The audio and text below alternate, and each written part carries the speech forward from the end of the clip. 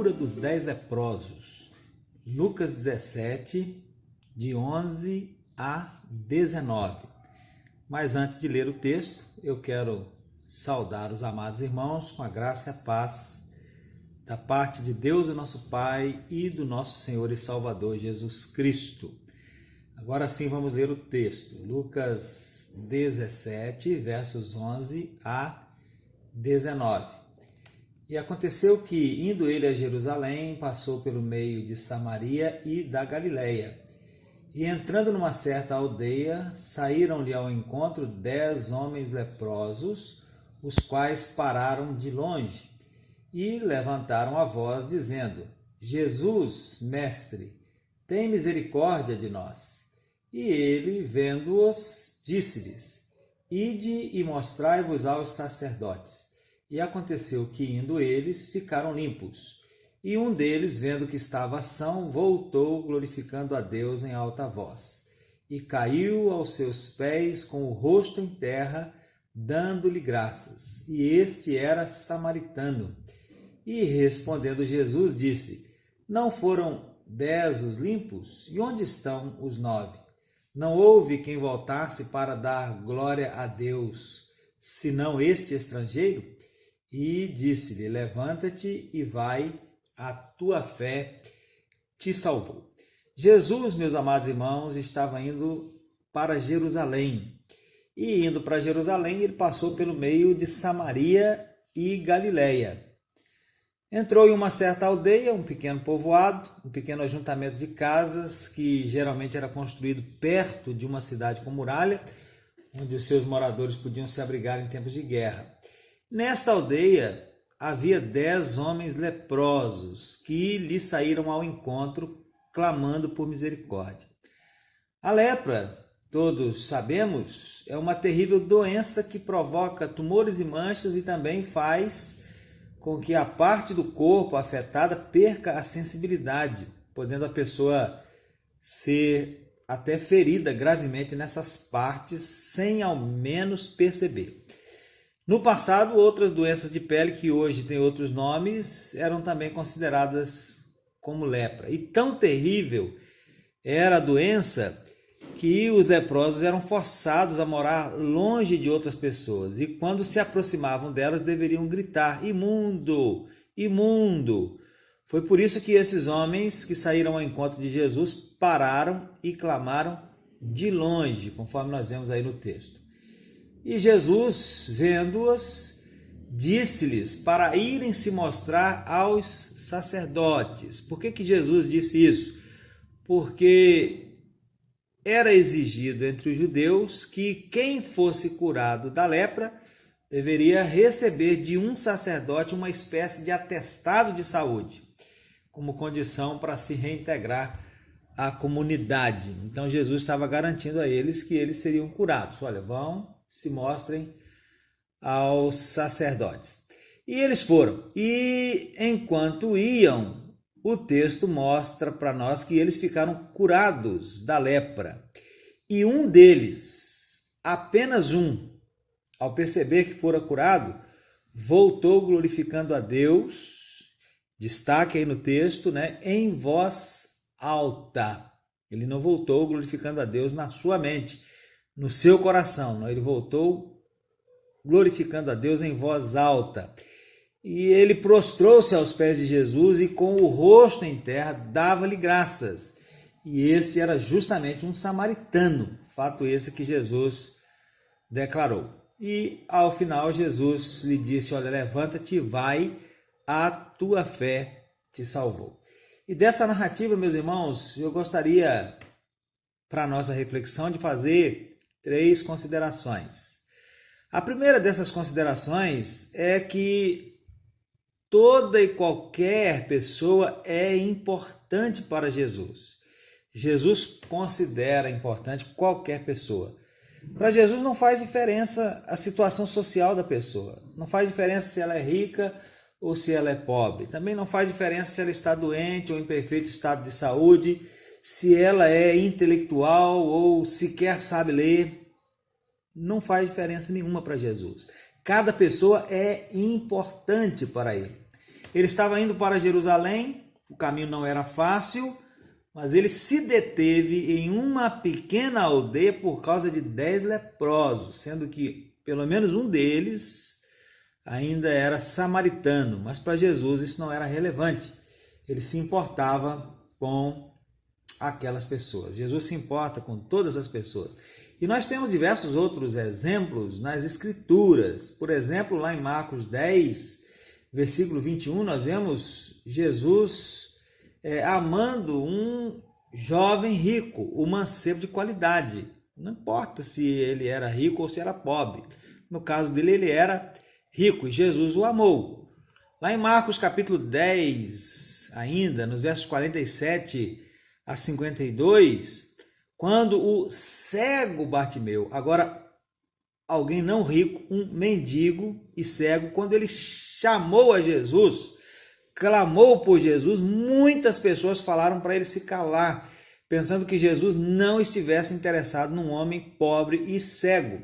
Todavia, Jesus se importava com ele e Jesus o curou. Os discípulos, lá em Marcos 10 ainda, versos 13 a 16, pensaram que Jesus não fosse se importar com as crianças. Porém, o que Jesus fez? Jesus as abraçou e as abençoou. Outro exemplo, todos os que viram Jesus ir à casa de Zaqueu, um homem rico e corrupto, manifestaram seu espanto e resmungaram. Este homem vai se hospedar na casa de um pecador? E era isso mesmo. Jesus ia se hospedar na casa de Zaqueu. Por quê? Porque Jesus considerava importante todas as pessoas. Então, essa é a primeira consideração que a gente faz aqui nesse texto. Jesus considera importante todas as pessoas. Mas, agora, meus irmãos, pensando em nós, servos de Jesus, será que nós também consideramos importantes todas as pessoas? Será que nós também agimos assim como Jesus? Damos importância às pessoas, especialmente aos nossos irmãos em Cristo? Ou as vemos, pelo menos algumas delas, com maus olhos e às vezes até com um certo desprezo? O pastor Jackson Day, em uma palestra da qual eu participei há muito tempo atrás, ele contou como um dos seus alunos deu uma interpretação ao texto de Marcos 8, versos 22 a 26, que é o texto que relata como Jesus curou um cego na cidade de Betsaida, né? Jesus curou aquele cego em 2 etapas. Na primeira etapa, o cego ainda não enxergava muito bem. Ele disse que via os homens como árvores que andam. E o aluno do pastor Jackson, muito sabiamente, disse, observando esse fato, né, de que na primeira etapa aquele moço enxergava os homens como árvores que andam, e Jesus então teve que fazer uma segunda etapa para que ele ficasse completamente curado. E o aluno do pastor Jackson, muito sabiamente, ele interpretou dizendo assim que a obra de Deus ainda não está completa em nós, quando nós vemos as pessoas como meros objetos. Meus irmãos, não podemos fazer isso, né? Nós temos que ser como Jesus, temos que considerar importantes todas as pessoas. Essa é a primeira consideração. A segunda consideração que a gente pode tirar aí nesse texto, ou fazer aí nesse texto, é que no coração de muita gente, a gratidão é algo que não tem lugar. Percebam os irmãos que foram 10 os leprosos curados, mas apenas um voltou para agradecer. 9 não voltaram. Em toda a história da humanidade, meus irmãos, incluindo o povo de Deus, tem sido assim. Há muitos corações gratos, mas há muitos mais que são ingratos, mesmo Deus concedendo-lhes grandes bênçãos. Israel, por exemplo, em várias ocasiões, mais murmurava, mais reclamava do que agradecia a Deus pelos grandes feitos. Conta-nos, meus irmãos, uma história que uma mãe e uma filha de 4 anos passeavam pelo mercado, uma feira livre, quando deram de frente com uma barraca onde havia uma montanha montanha de laranjas. E a menina ficou olhando, admirada, aquelas laranjas ali empilhadas, né? Como elas ficavam ali daquela forma. E o vendedor, então, bondosamente pegou uma daquelas laranjas e deu à menina. Como a menina nada falou, a mãe então lhe incentivou. Como é que se fala, minha filha? E a menina então estendeu a laranja para o vendedor e disse: descasca. Era para dizer muito obrigado, né? Mas ela observou que ele lhe deu uma laranja que não estava descascada. Então, não vou dizer que no coração de uma criança isso seja ingratidão, né? Mas já é o princípio da ingratidão. Ela deveria dizer muito obrigado. Uma outra história, meus irmãos, fala de um vendedor num quiosque de rua que vendia laranja a 50 centavos cada uma. E um atleta que passava por ali a correr todos os dias lançava sempre 2 moedas de 25 centavos no balde. Pagava uma laranja, mas não levava a laranja, só pagava. E ele fez a mesma coisa diariamente durante meses. Mas um dia, quando o atleta passava, o vendedor o fez parar.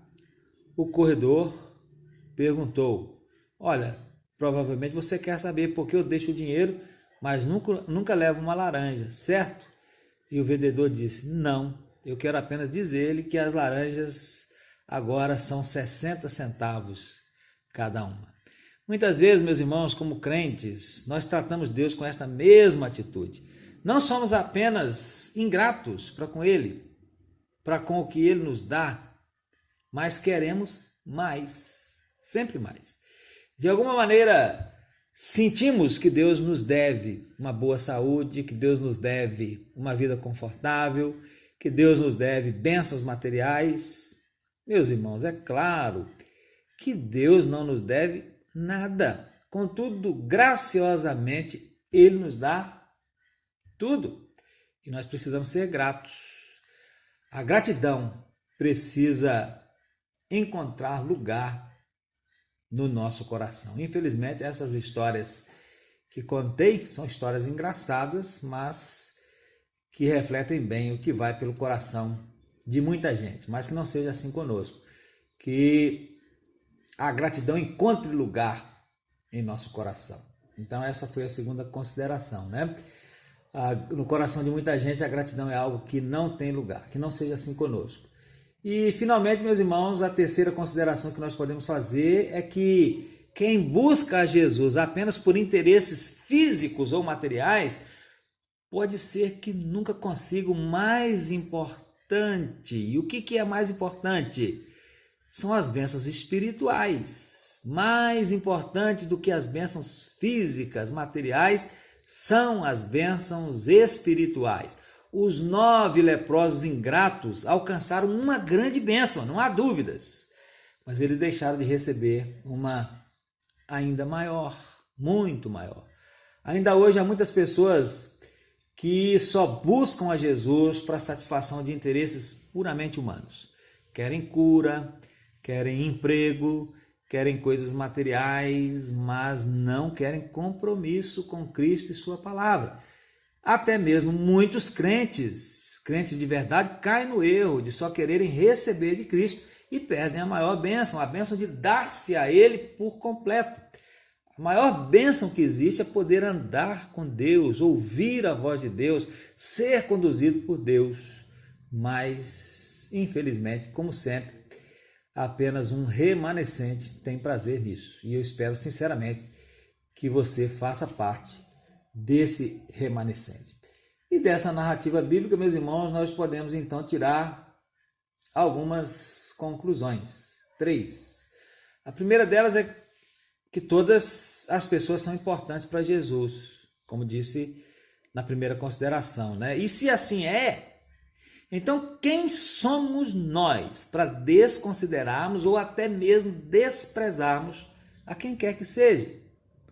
Talvez o ato da pessoa, de uma determinada pessoa, seja o mais horrível que possa existir, mas essa pessoa é importante para Jesus e nós devemos considerá-la assim também. A segunda conclusão, meus irmãos, é que é urgente a necessidade de resgatarmos o sentimento de gratidão. Precisamos ser gratos, como foi o samaritano curado por Jesus, e precisamos expressar de uma maneira contundente, assim como ele, essa gratidão. Não é só dizer, não é só apresentar no culto de oração como se fosse um costume, uma tradição. Não, é preciso expressar. Expressar é muito mais do que dizer. E a terceira lição é que nós estamos perdendo grandes bênçãos, porque estamos mais interessados, ou quando estamos mais interessados em nós mesmos e nesta vida presente do que em Deus e na vida futura. Estamos perdendo grandes bênçãos porque desviamos o foco de nossa atenção para nós mesmos ao invés de Cristo e sua vontade revelada em sua palavra. Aliás, às vezes, nem mais nos preocupamos em estudar a Bíblia para saber qual é a vontade do Senhor, não é verdade? E aí então nós estamos perdendo grandes bênçãos. Então, meus irmãos, essa era a reflexão que eu queria compartilhar com os irmãos hoje. Uma reflexão que eu uso como fonte, além da Bíblia, né? A apostila escrita pelo pastor Jackson Day, a apostila intitulada Estudo das Principais Narrativas do Novo Testamento em ordem cronológica. E que Deus nos abençoe e aplique essa palavra ao nosso coração. E que Ele nos ensine a dar importância às pessoas, nos ensine a sermos gratos e nos ensine a buscá-lo muito mais pelas bênçãos espirituais do que pelas bênçãos materiais. Amém? Que Deus abençoe a sua vida.